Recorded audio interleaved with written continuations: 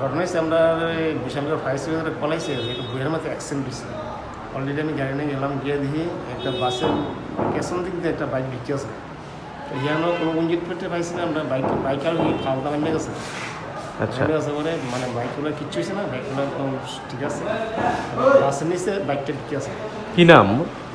এর নাম হচ্ছে তাবাজ্জুদ। কোনখানে হয়েছে ঘটনাটা? ঘটনা হয়েছে বইয়ের মাথা।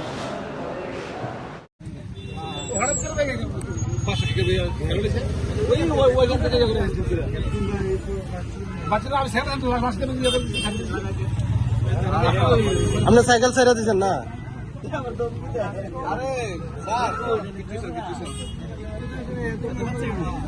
হ্যাঁ